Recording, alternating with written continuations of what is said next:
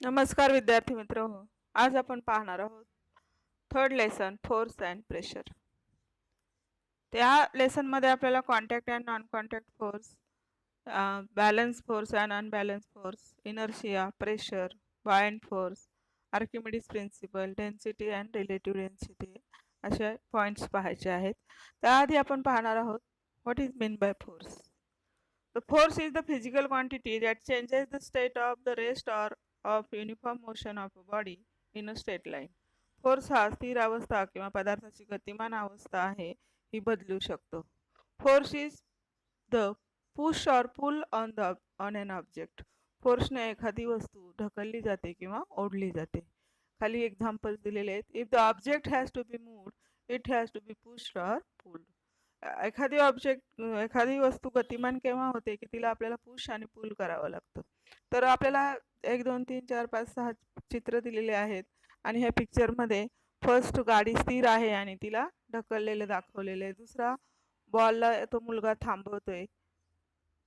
तिसरा फुटबॉल उडवतोय. चौथा हातगाडी ओढली जाते. पाचवा उंटाने गाडी चालवली जाते. सहावा टग ऑफ वॉर मधलं चित्र दाखवलेले. म्हणजे वस्तूला पुश आणि पुल केल्यावर तिथे म्हणजे फोर्सने ती वस्तू गतिमान होते, हे आपल्याला इथे पाहायचं आहे. Force are due to the interaction. Force हा वस्तूच्या इंटरॅक्शनमुळे, आंतरक्रियेमुळे निर्माण होतो. अँड interaction of an object another object result in the force between the two objects. त्या गोष्टीमध्ये आंतर प्रक्रिया झाली की आपल्याला फोर्सने ती वस्तू गतिमान किंवा थांबवता येते. If a man stands behind a car, the car does not move. जर तो नुसता माणूस कारच्या मागे उभा राहिला असता तर कार ही हलली नसती किंवा गतिमान झाली नसती. If the pushes the car, he applies force and the car begins to move in the direction of the applied force. त्याने पुश केली, कारला पुश केलं आणि पुश केल्यावर त्याने जो अप्लाइड फोर्स केलाय त्या दिशेने ती कार गतिमान झालेली या चित्रामध्ये आपल्याला दिसते आहे. त्यानंतर एक्सप्लोरिंग फोर्सेस म्हणजे फोर्स कसा ऍक्ट करतो. If the two forces act on a body in the same direction, दोन्ही फोर्स जर बॉडीवर सेम डायरेक्शनने जर आपण अप्लाय केले तर net force is the sum of the two forces. म्हणजे एकूण फोर्स हा दोन फोर्सेसच्या बेरजे एवढा असतो. F1 + F2. Net force is equal to F1 + F2. If two forces act on a body in opposite direction, जर दोन फोर्स आपण लावले परंतु ते जर विरुद्ध दिशेने असतील, अपोजिट डायरेक्शनने असतील, तर net force is the difference between the two forces. तर नेट फोर्स हा म्हणजे एकूण फोर्स हा त्या दोन फोर्सच्या वजाबाकी एवढा असतो. म्हणजे net force is equal to F2 - F1. The effect on the object depends on the net force acting on it. आणि त्या वस्तूवर आपल्याला जो इफेक्ट पाहिजे असतो, परिणाम पाहिजे असतो, तो त्या दोन फोर्सवर अवलंबून असतो. त्यानंतर effect of force on an object, पुढचा पॉइंट आहे. Force can make an object, म्हणजे काय परिणाम होतो फोर्सचा वस्तूवर. तर force can make an object to move from the rest. जर एखादी गोष्ट रेस्ट स्थिर मध्ये अवस्थेमध्ये असेल तर ती मूव्ह होते. आपल्याला फर्स्ट पिक्चर मध्ये दाखवले, स्थिर अवस्थेमध्ये गाडी उभी होती परंतु तिला जर आपण फोर्स लावला तर ती काय होते, मूव्ह होऊ शकते. Force can stop the moving objects. आपण तो फुटबॉल आहे त्याची पिक्चर मध्ये बघतोय, तर तो आपण स्टॉप करू शकतो.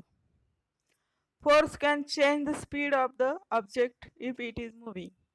आपण त्या बायसिकलचं चित्र बघतोय, तर ह्या बायसिकलच्या चित्रामध्ये तर फोर्स हे काय करू शकतो, चेंज ऑफ द स्पीड, म्हणजे वस्तूची गती बदलू शकतो. फोर्समुळे वस्तूची गती बदलू शकते. बघा, स्थिर अवस्थेतली वस्तू गतिमान होऊ शकते, गतिमान अवस्थेतली वस्तू स्थिर होऊ शकते किंवा त्या वस्तूची गती बदलू शकतो. Force can change the direction of the motion of an object. तर फोर्स हा त्या गतीची दिशा सुद्धा बदलू शकतो. म्हणजे चौथ्या चित्रामध्ये बॅट आणि बॉलचं चित्र दाखवले, क्रिकेट्समन्स आहेत. तर ह्याने हे काय करतात, बॉलची दिशा फोर्समुळे बदलू शकतात. Force can changes the shape of an object. पाचव्या चित्रामध्ये वस्तूचा आकार आपण बदलू शकतो फोर्समुळे. Force may cause one or more of this effects. तर ह्या 5 ज्या गोष्टी आहेत, एकापेक्षा जास्त गोष्टी सुद्धा फोर्स हा करू शकतो. पुढचा पॉइंट आहे types of forces. There are two main types of forces. There are contact force आणि second is non contact forces. तर नावामध्येच कॉन्टॅक्ट म्हणजे संपर्क बल आणि नॉन कॉन्टॅक्ट फोर्स म्हणजे असंपर्क बल असं म्हणतो आपण. Contact forces are the forces exerted by one object and another when they are in contact with each other. एक वस्तू दुसऱ्या वस्तूच्या कॉन्टॅक्टमध्ये आली, संपर्कामध्ये आली तर फोर्स आपण तयार करू शकतो. Contact forces are two types. They are one muscular force and force of friction. त्याची उदाहरणं आपण पुढे पाहणार आहोत. Non contact force are the force exerted by one object on another without any contact with each other. एक वस्तू दुसऱ्या वस्तूच्या कॉन्टॅक्टमध्ये न येता आपण फोर्स हा एक्सर्टेड करू शकतो. Non contact forces are three types. They are magnetic force, electrostatic force आणि ग्रॅव्हिटेशनल फोर्स. याचे तीन टाईप आहेत. चुंबकीय बल, इलेक्ट्रोस्टॅटिक्स म्हणजे विद्युत इलेक्ट्रोस्टॅटिक्स म्हणजे काय म्हणूया आपण इंग्लिशमध्ये, मराठीमध्ये इलेक्ट्रोस्टॅटिक्स फोर्स म्हणजे विद्युत प्रभार बल आणि ग्रॅव्हिटेशनल फोर्स म्हणजे गुरुत्वीय बल. तर चुंबकीय बल, विद्युत प्रभारी बल आणि गुरुत्वीय बल हे तीन प्रकार नॉन कॉन्टॅक्ट फोर्सेसचे आहेत. कॉन्टॅक्ट फोर्स मस्क्युलर फोर्स म्हणजे स्नायू बल. Muscular force is the force exerted by the muscles of our body. We use the muscle force for our various activities. आपण अनेक ॲक्टिव्हिटीमध्ये स्नायू बल वापरू शकतो. Animals like bullocks, horses, camels, donkeys, elephants also use the muscular force to perform various tasks. चित्र दाखवलेली आहेत muscular force. स्नायू बलामुळं आपण अनेक वस्तूला फोर्स लावू शकतो आणि हे उदाहरण कॉन्टॅक्ट फोर्सचं आहे. त्यानंतर दुसरा आहे फोर्स ऑफ फ्रिक्शन म्हणजे घर्षण बल. Force of friction is the force which opposes the motion of an object over an surface. तर हे पृष्ठभागावर वस्तूच्या हे बल लावलं जातं, घर्षण बल. A ball rolling on the ground gradually slow down and come to the rest due to the force of friction. एखादा गतिमान बॉल असेल तर तो हळूहळू जमिनीवर थांबतो कारण इथे फोर्स जे फ्रिक्शन होतं, घर्षण होतं आणि हळूहळू बॉल थांबतो. If we stop pedalling of bicycle, जर आपण बायसिकलचं पॅडल थांबवलं, इट ग्रॅज्युअली स्लो डाऊन, हळूहळू कमी होत जातो, गती त्याची हळूहळू बायसिकलची कमी होते.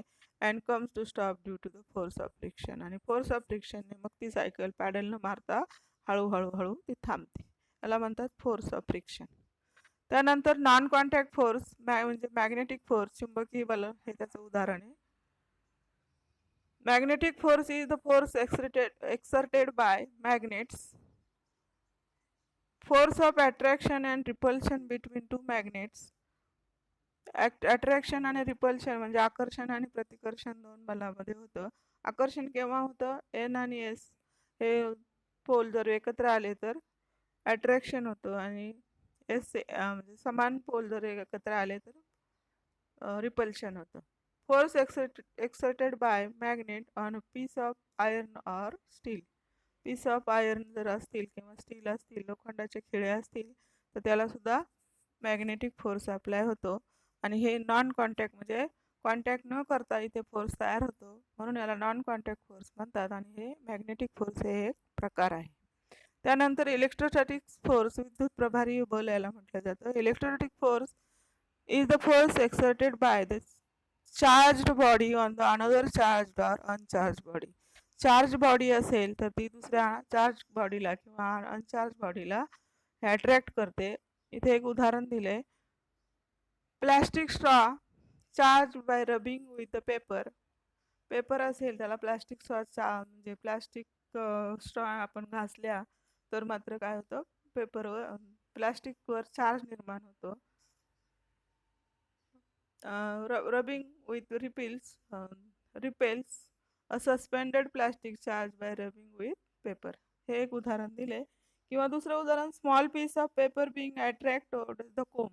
हे पण आपण उदाहरण घेऊ शकतो. स्मॉल पीस ऑफ पेपर हे कोंबवर चार्ज तयार होतो आणि त्या कोंबला चिकटतात. तिसरं आहे gravitational force. Gravitational force is the force exerted by the earth on all objects if the pulls all objects towards the earth. पृथ्वी स्वतःकडे खेचून घेते प्रत्येक वस्तूला आणि त्याला ग्रॅव्हिटेशनल फोर्स असं म्हणतात. A coin or pen fall down when it slips off our hand. आपल्या आपल्या हातामध्ये एखादा कॉइन किंवा पेन असेल तर तो खाली पडतो, वर जात नाही, म्हणजे पृथ्वी त्याला खाली खेचून घेते. A ball thrown upward falls down. आपण बॉल जर वरती फेकला तरी तो खाली पडतो, याचा अर्थ ते ग्रॅव्हिटेशनल फोर्समुळे तो खाली पडतो. Leaves and fruits fall the ground when they get detached from the plant. प्लांटवर मधून म्हणजे झाडेची पानं गळतात किंवा फळं गळतात, तर हे कसं होतं, तर हे ग्रॅव्हिटेशनल फोर्समुळं ते जमिनीवर पडतात. Water in river flows downwards. नदीचं पाणी आहे हे कसं डाऊनवर्ड दिशेनेच वाहतं, ही याची उदाहरणं आहेत. थँक्यू.